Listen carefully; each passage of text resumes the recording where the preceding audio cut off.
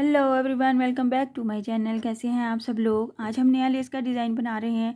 To different types के threads को join करते हुए मैंने एक लेयर कॉटन थ्रेड की यूज़ किया और एक सिल्की थ्रेड की। तो इजीली आप इससे कोई भी डिज़ाइन बना सकते हैं और बिगनर फेलोज़ के लिए बहुत ही आसानी होती है इस थ्रेड को हैंडल करना सिल्की थ्रेड के साथ।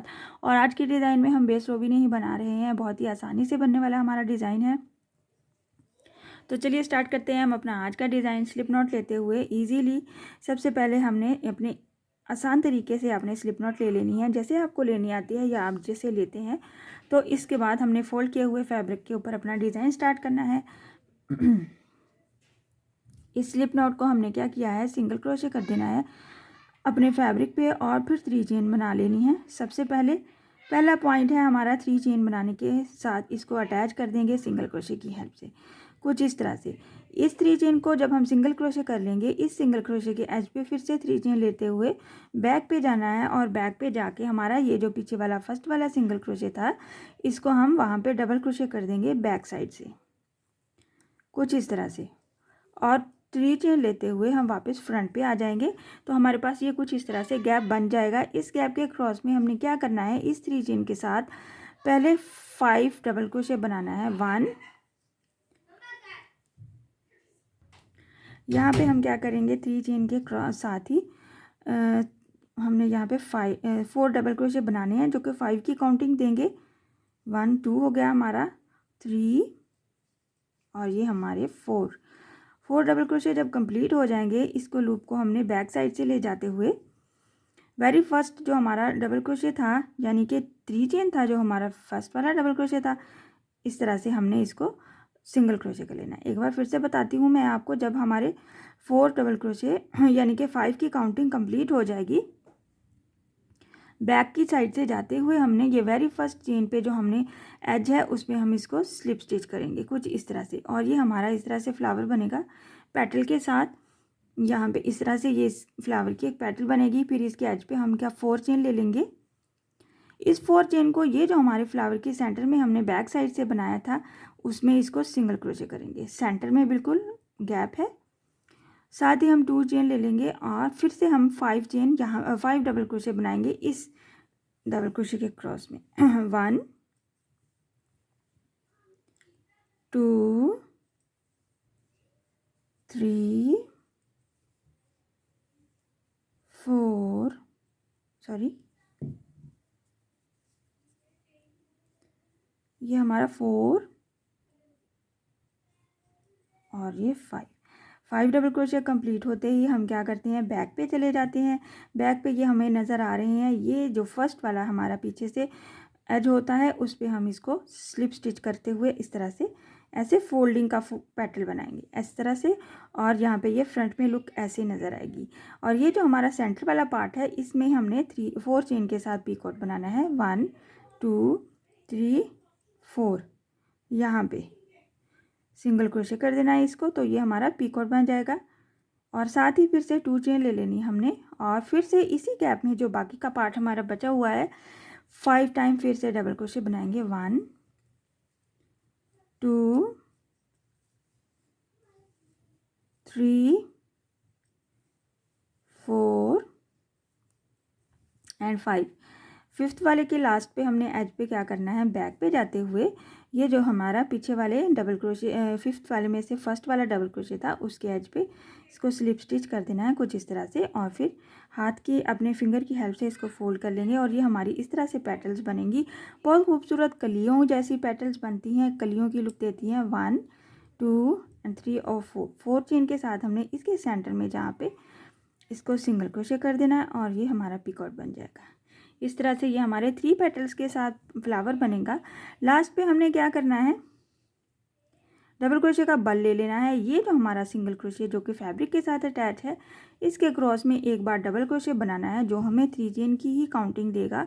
और मैक्सिमम और हमने सेम 3 चेन के ही गैप के ऊपर इसको अटैच करना है कुछ इस तरह से। यहाँ पे हमें नज़र आ रहा है कि जैसे हमारी बेस रो पहले से बनी है 3 चेन प्लस सिंगल क्रोशे के साथ, बट हमने ये फर्स्ट रो में ही बनाया है और कोई बेस रो नहीं बनानी। इसी तरह से हमने इसको बनाना है। एक बार फिर से बना लेते हैं ताकि आपको आइडिया हो जाए। जब हम इसको अटैच कर लेंगे तो फिर से 3 चेन ले लेंगे, जैसे हमने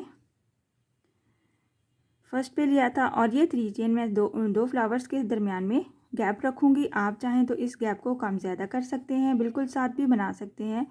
और 3 चेन एक बार की बजाय 2 या 3 टाइम्स भी ले सकते हैं। इस तरह से ये वाला हमारा गैप का स्पेस है और ये हमारा फ्लावर का स्पेस है। यहाँ पे हम क्या करेंगे, 3 चेन बना लिया तो 3 चेन के एज पे हम फिर से 3 चेन बनाते हुए बैक पे जाएंगे।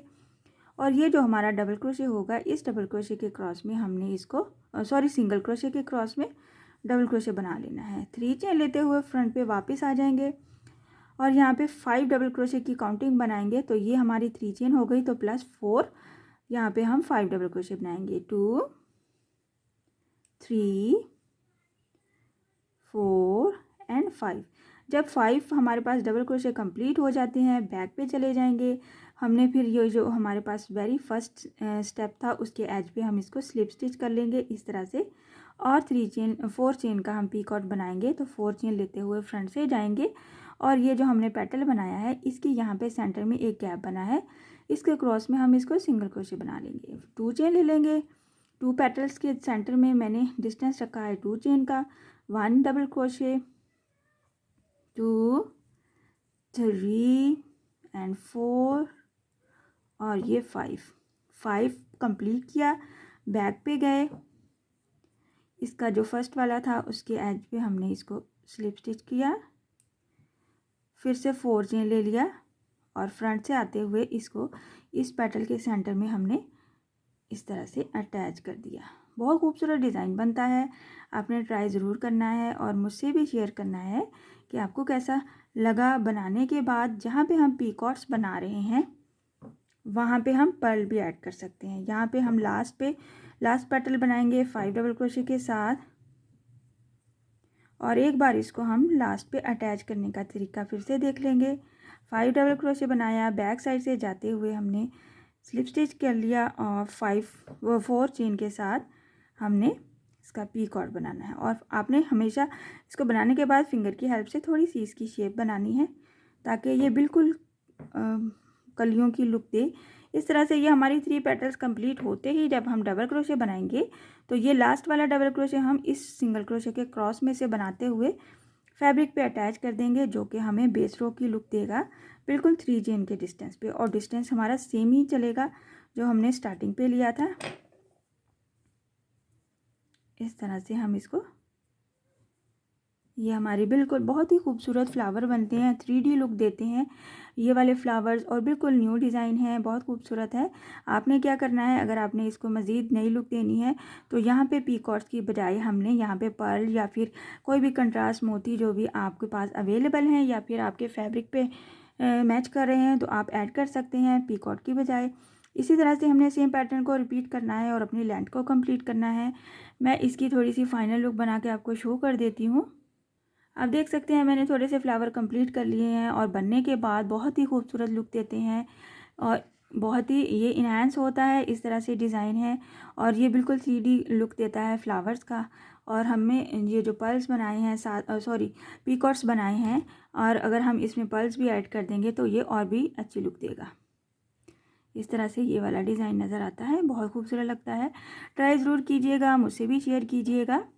आई होप कि आज का डिज़ाइन आपको समझ आया और पसंद भी आया होगा। सो काइंडली मेरे चैनल को सब्सक्राइब कर दीजिए, लाइक कमेंट और शेयर भी किया कीजिए। Thank you. इंशाल्लाह नेक्स्ट वीडियो में मिलूँगी नई डिज़ाइन के साथ। अल्लाह हाफिज़।